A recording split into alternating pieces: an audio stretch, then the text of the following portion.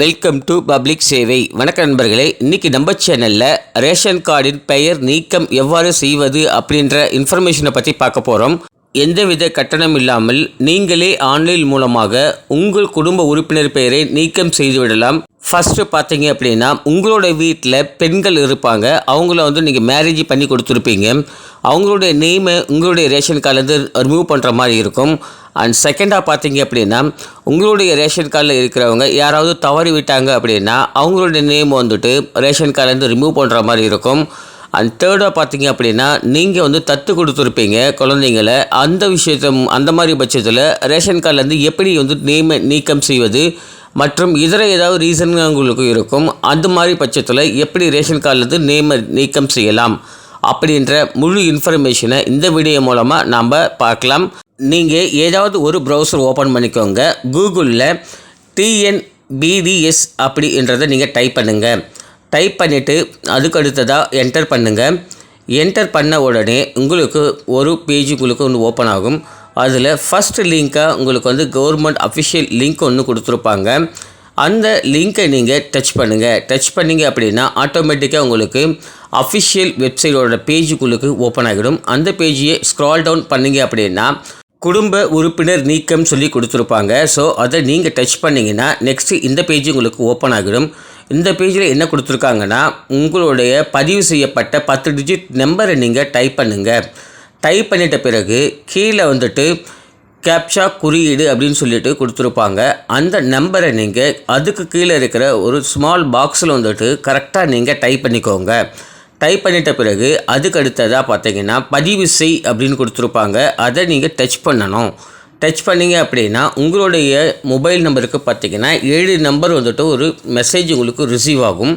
அந்த மெசேஜை நீங்கள் இந்த ஸ்மால் பாக்ஸில் டைப் பண்ணிவிட்டு தென் நீங்கள் பதிவு செய் அப்படின்னு சொல்லி கொடுத்துருப்பாங்க. அதில் நீங்கள் மறுபடியும் நீங்கள் பதிவு செய் அப்படின்றத டச் பண்ணுற மாதிரி இருக்கும். அடுத்ததாக ஒரு நியூ பேஜ் உங்களுக்கு ஓப்பன் ஆகும். அந்த பேஜில் பார்த்தீங்க அப்படின்னா உங்களுடைய ரேஷன் கார்டு சம்பந்தமான விஷயங்கள் அனைத்துமே இருக்கும். யார் குடும்பத் தலைவர், உங்களுடைய கடை நம்பர், உங்களுடைய அட்டை நம்பர், யாரெல்லாம் குடும்ப உறுப்பினர்கள் இருக்காங்க, அந்த மாதிரி விஷயங்கள் அனைத்து விஷயமே உங்களுக்கு கொடுத்துருப்பாங்க. அதில் பார்த்தீங்க அப்படின்னா நீங்கள் பெயர் நீக்கம் செய்கிறதுனால உங்களுக்கு என்னென்ன டாக்குமெண்ட்ஸ் இருக்கணும் அப்படி இன்ஃபர்மேஷன் கொடுத்துருப்பாங்க. அண்ட் என்னென்ன டாக்குமெண்ட் எல்லாமே தேவைப்படுது அப்படி இன்ஃபர்மேஷனும் கொடுத்துருப்பாங்க. அதில் மற்ற ஆவணங்கள்னு சொல்லி கொடுத்துருப்பாங்க. அதில் இறப்பு சான்றிதழ் கொடுத்துருப்பாங்க. அதாவது உங்களுடைய ரேஷன் கார்டில் உறுப்பினர் யாராவது இறந்துட்டாங்க அப்படின்னா ரிமூவ் பண்ணுறதுக்காக இறப்பு சான்றிதழ் வச்சு ரிமூவ் பண்ணலாம். அதுக்கு அடுத்ததாக பார்த்தீங்கன்னா மேரேஜ் சர்டிஃபிகேட்னு கொடுத்துருப்பாங்க. திருமணம் ஆனவர்களோட பெயரை நீக்கம் செய்யணும் அப்படின்னா ஃபஸ்ட் எடுத்த உடனே இன்விடேஷன் தேவைப்படும். அதுக்கு அடுத்ததாக மணப்பெண் மணமகள் 2 பேருடைய ஆதார் கார்டு, 2 வீட்டோடையும் கேஸ் பில்லு, இது எல்லாமே நீங்கள் அட்டாச்மெண்ட்டாக வைக்கிற மாதிரி இருக்கும். அப்படி நீங்கள் வச்சு அப்ளை பண்ணிங்க அப்படின்னா ஈஸியாக உங்களுடைய நேமை ரிமூவ் பண்ணி கொடுத்துருவாங்க. அடுத்ததாக பார்த்தீங்கன்னா தத்தெடுத்த சான்றிதழ் அப்படின்னு சொல்லி கொடுத்துருக்காங்க.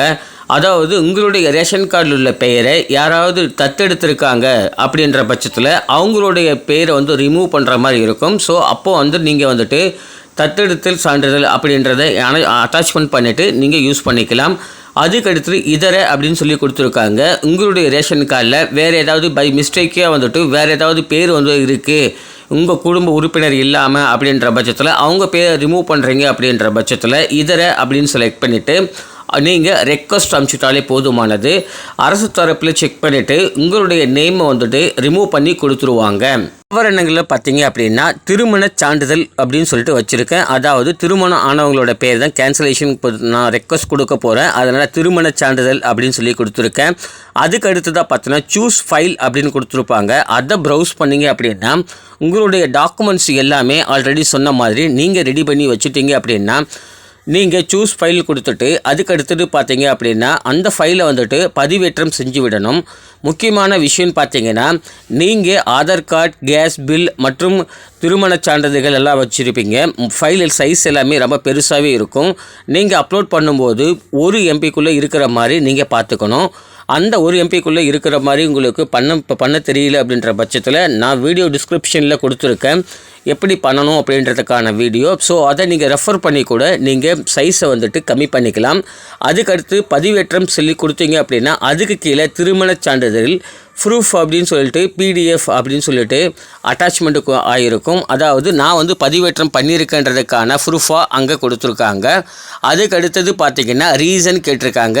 ரீசன் அப்படின்ற இடத்துல இங்கிலீஷில் நீங்கள் வந்து டைப் பண்ணுற மாதிரி இருக்கும். என்ன ரீசனுக்காக வந்துட்டு நீங்கள் நேமை ரிமூவ் பண்ணுறீங்க அப்படின்றதுக்காக நீங்கள் கொடுக்கணும். அதுக்கு கீழே பார்த்தீங்கன்னா சேம் ரீசனை பார்த்தீங்கன்னா காரணங்கள் அப்படின்றதுல தமிழில் கொடுக்குற மாதிரி இருக்கும். ரீசனை பொறுத்தளவுக்கு நீங்கள் ஷார்ட்டாக டைப் பண்ணாமல் டீட்டெயில்டாக நீங்கள் டைப் பண்ணுற மாதிரி இருக்கும்.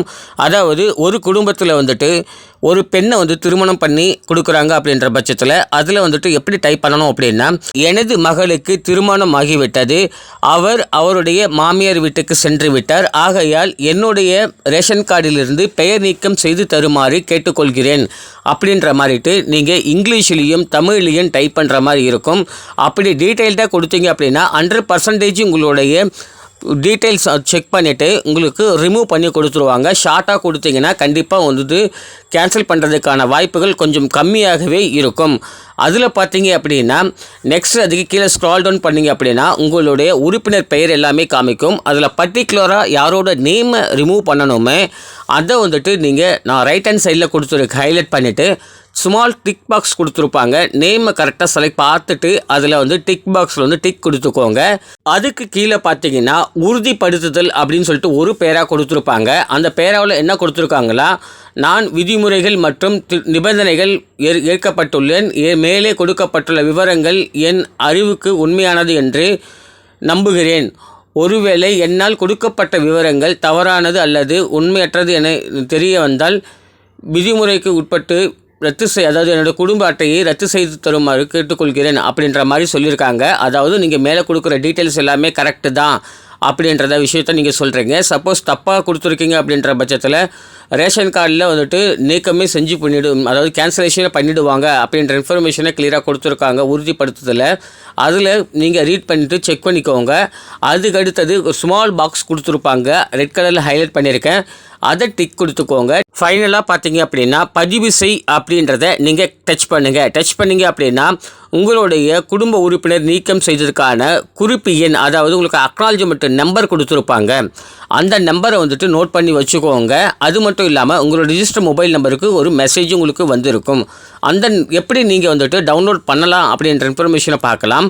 நீங்கள் வந்துட்டு ஸ்க்ரால் டவுன் பண்ணுங்கள். ஸ்க்ரால் டவுன் பண்ணிங்க அப்படின்னா அட்டை தொடர்பான சேவை நிலை அறிய அப்படின்னு சொல்லிட்டு ஹைலைட் பண்ணியிருக்கேன். அதை டச் பண்ணுங்கள். டச் பண்ணிட்ட பிறகு உங்களுடைய குறிப்பு எண்ணை வந்துட்டு நீங்கள் அந்த பாக்ஸில் டச் பண்ணிவிட்டு டைப் பண்ணிவிட்டு அதுக்கு அடுத்தது பார்த்தீங்கன்னா பதிவு செய் அப்படின்னு கொடுத்தீங்க அப்படின்னா ஃபஸ்ட்டு நீங்கள் ரிஜிஸ்ட்ரேஷன் பண்ணுறதுக்கான, அதாவது நீங்கள் ஆல்ரெடி ரெக்வஸ்ட் ரைஸ் பண்ணியிருக்கீங்க அப்படின்றது ஃபஸ்ட்டு ஆப்ஷன் காமிக்குது. செகண்டாக பார்த்தீங்க அப்படின்னா செக் பண்ணிவிட்டு கவர்மெண்ட் சைடில் வந்துட்டு அப்ரூவ்னு கொடுத்துருவாங்க. அதுக்கு அடுத்ததாக டிக் மார்க் உங்களுக்கு வந்துவிடும்.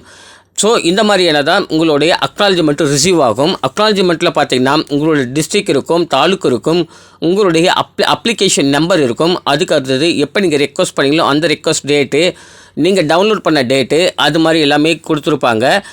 ஸ்மார்ட் கார்டு, யாரோட ஃபேமிலி ஹெட்டு யார் அப்படின்ற டீட்டெயில் எல்லாமே கொடுத்துருப்பாங்க. ஸ்டேட்டஸில் பார்த்தீங்கன்னா வெயிட்டிங் ஃபார் வெரிஃபிகேஷன் அப்படின்னு இருக்குது. அதாவது நம்ம இப்போ தான் அப்ளை பண்ணியிருக்கோம், அதனால் வந்து வெயிட்டிங் ஃபார் வெரிஃபிகேஷனில் இருக்குது. அண்டு ஃபைனலாக பார்த்தீங்கன்னா யாரோட நேம் வந்து ரெக்வஸ்ட் பண்ணியிருக்கோமோ அவங்களோட நேம் வந்து கீழே காமிச்சிருப்பாங்க. அவங்களோட பேர், அதுக்கப்புறம் மேலா ஃபீமேலா, ஏஜ், டேட் ஆஃப் பர்த்லாம் கொடுத்துருப்பாங்க. அரசு தரப்பில் செக் பண்ணிவிட்டு உங்களோட டீட்டெயில்ஸ் வந்து கரெக்டாக இருக்கிற பட்சத்தில் உங்களோட நேமை ரிமூவ் பண்ணி கொடுத்துருவாங்க. ஸோ நீங்கள் கொஞ்சம் வெயிட் பண்ணுற மாதிரி இருக்கும். இந்த மாதிரியான மெத்தடில் தான் வந்துட்டு ரிமூவ் பண்ணுற மாதிரி இருக்கும்.